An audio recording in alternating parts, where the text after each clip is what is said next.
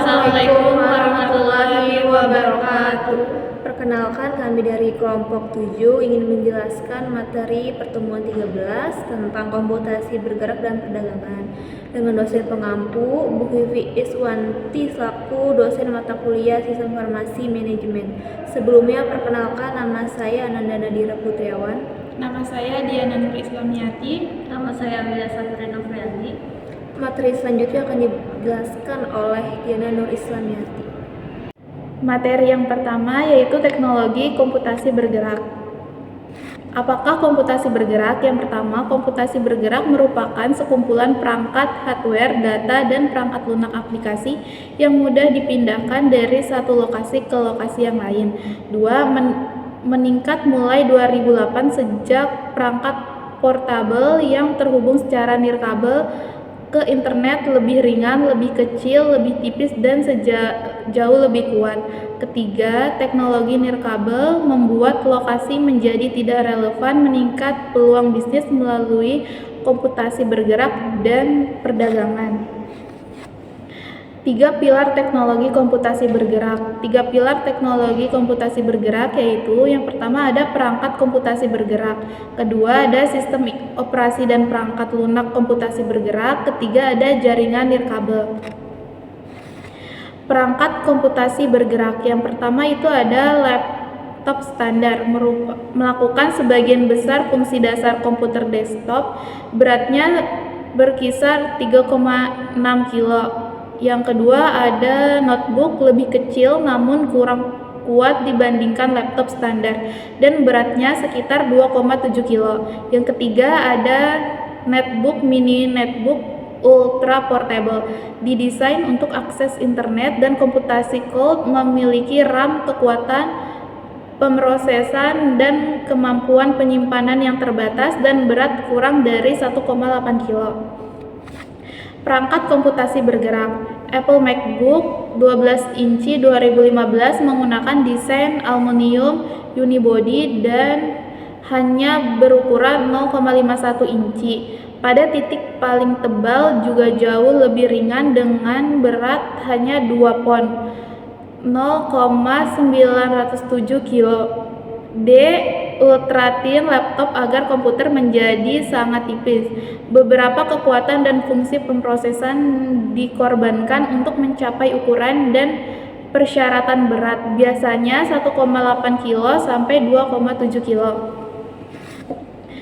Selanjutnya ada perangkat komputasi bergerak, yang itu tablet PC memiliki layar yang kuat yang bisa diputar sehingga bisa digunakan seperti sebuah buku catatan. Bila diperlukan, layar dapat dilipat ke bawah pada keyboard dan digunakan sebagai tablet elektronik dan berat sekitar 1-1,8 kilo. F. Ada smartphone. Adalah ponsel yang mempunyai kemampuan koneksi ke internet dan berbagai kemampuan komputasi bergerak lain. Selanjutnya ada sistem operasi dan perangkat lunak komputasi bergerak. Yang pertama ada iOS atau Apple. Sebelum OS iPhone, iOS digunakan pada iPhone, iPad, dan produk iPad. Ciri khas dari perangkat ini adalah layar sentuh. Apple telah mendorong pengembangan aplikasi pihak ketiga untuk iOS untuk meningkatkan fungsionalitas dan kecanggihan perangkat ini. Yang kedua ada Windows Mobile. OS dari raksasa perangkat lunak Microsoft OS, Windows Mobile memegang market share yang terhormat di Amerika Serikat, namun terus kehilangan pasar secara global yang pindah ke platform lain yang lebih baru. Ketiga ada Android OS Google.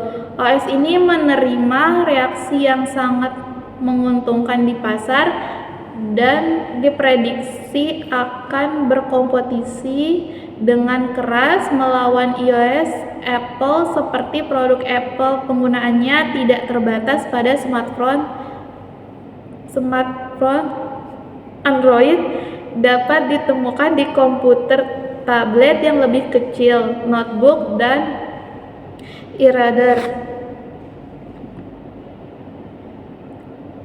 Selanjutnya ada jaringan nirkabel. Yang pertama, jaringan area lokal nirkabel dan Wi-Fi. Jaringan area lokal nirkabel telah menjadi garis depan jaringan nirkabel. Sebuah LAN nirkabel bekerja seperti LAN yang tanpa kabel. Yang B ada 3G dan 4G networks.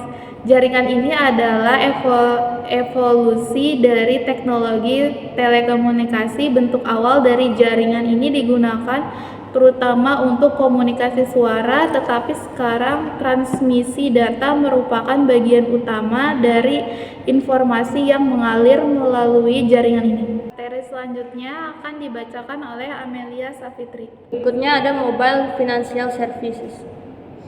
Apa itu mobile banking? 1. Mobile banking umumnya didefinisikan sebagai melakukan transaksi perbankan dan kegiatan lainnya terkait melalui perangkat seluler. 2. Bank dan lembaga keuangan lainnya memungkinkan pelanggan menggunakan perangkat seluler secara luas untuk berbagai layanan. Layanan m-banking. 1. Peringatan akun. 2. Layanan pelanggan melalui informasi lokasi cabang atau ATM. 4. Pembayaran tagihan, pembayaran ongkos kirim online, peringatan, keamanan dan pengingat saldo, pembaruan dan sejarah. 5. Transfer dana. 6. Verifikasi transaksi seluler. 7. Peringatan hipotek.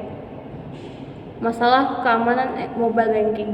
1. Sampai saat ini, manfaat yang terkait dengan mobile banking tampaknya lebih besar daripada potensi ancaman keamanan. 2. Namun, karena jumlah orang yang terlibat mobile banking meningkat, kemungkinan bahwa para penjahat akan menargetkan aktivitas keuangan bergerak pasti akan tumbuh juga. Berikut tabel masalah keamanan mobile banking. Selanjutnya, belanja hiburan dan iklan. Belanja bergerak. 1. Aplikasi perdagangan bergerak B2C berkembang di beberapa arena. Belanja retail untuk produk dan layanan, hiburan berjalan, game berjalan, layanan perjalanan, dan perhotelan, dan penjualan konten digital, misalnya musik, berita, video, film, atau game. 2. Peningkatan jumlah vendor online memungkinkan pelanggan berbelanja dari perangkat genggamannya. Hiburan bergerak. 1. Hiburan bergerak atau mobile entertainment berkembang di perangkat nirkabel. 2. Paling terkenal adalah musik, film, video, permainan hiburan, dan olahraga. 3. Penggemar olahraga menikmati sejumlah besar aplikasi dan layanan di ponsel mereka. Ada aplikasi untuk memeriksa skor pertandingan, melacak pembaruan berita tentang atlet tertentu, tim atau olahraga. 4. Banyak game yang berhubungan dengan olahraga seperti mobile golf dan aplikasi trivia olahraga yang tersedia secara luas. Iklan bertarget. Smartphone yang diaktifkan dengan kemampuan GPS dapat menyampaikan informasi tentang lokasi pengguna dan pada pengiklanan. Informasi ini dapat digunakan bersama dengan preferensi pengguna atau kebiasaan berselancar untuk mengirim pesan iklan khusus ke perangkat seluler pengguna. Iklan juga dapat sensitif terhadap lokasi, memberikan informasi tentang toko, mal, dan restoran dekat dengan calon pembeli. Pesan SMS dapat digunakan untuk mengirimkan iklan jenis ini ke ponsel. Materi selanjutnya akan dibacakan oleh Ananda Nadira. Materi selanjutnya tentang layanan berbasis lokasi dan perdagangan. Apa itu layanan berbasis lokasi? Location based commerce mengacu pada pengiriman iklan, produk atau layanan kepada pelanggan yang lokasinya diketahui pada waktu tertentu. Juga dikenal sebagai layanan berbasis lokasi. Layanan ini menawarkan kenyamanan karena dapat menemukan apa yang ada di dekat pengguna tanpa harus mencari direktorat, membayar telepon, atau peta. Konsep utama e-commerce yang pertama adalah lokasi, yaitu menentukan posisi dasar seorang atau benda. Yang kedua, navigasi, yaitu merencanakan rute dari satu lokasi ke lokasi lain. Yang ketiga, pelacakan, yaitu memantau pergerakan seseorang atau benda.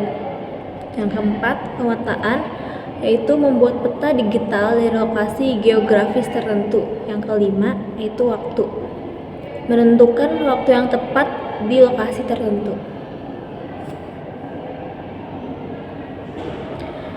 Teknologi e-commerce yang pertama ada Position Determining Equipment. Peralatan ini mengidentifikasikan lokasi perangkat bergerak baik melalui GPS atau dengan mencari stasiun pangkalan terdekat. Informasi posisi itu dikirim ke Mobile Positioning Center.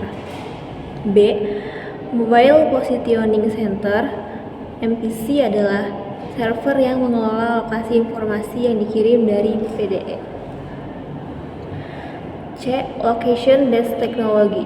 Teknologi ini terdiri dari sekelompok server yang menggabungkan informasi posisi dengan konten geografis dan lokasi spesifik untuk menyediakan layanan e-commerce. Misalnya, teknologi berbasis lokasi bisa menghadirkan daftar alamat restoran terdekat berdasarkan posisi SIP nelpon dan lokal peta dan direktori bisnis ini disediakan melalui pusat konten melalui internet. D. Geographic content. Konten geografis ini terdiri dari jalan-jalan digital, peta jalan, alamat, rute, petanda, dan penggunaan lahan dan sejenisnya. Informasi ini harus dikirim dalam bentuk kompresi untuk distribusi cepat melalui jaringan nirkabel. E. Location specific content. Konten spesifik lokasi digunakan bersama dengan konten geografis untuk menyediakan layanan lokasi tertentu. Yellowpax Directories menunjukkan lokasi bisnis dan layanan tertentu adalah contoh dari jenis konten ini. F. Global Positioning System adalah sistem nirkabel yang menggunakan satelit untuk menentukan di mana perangkat GPS berada dimanapun di dunia. Peralatan GPS telah digunakan secara luas untuk navigasi maskapai penerbangan dan kapal secara komersial untuk mencari truk dan bus.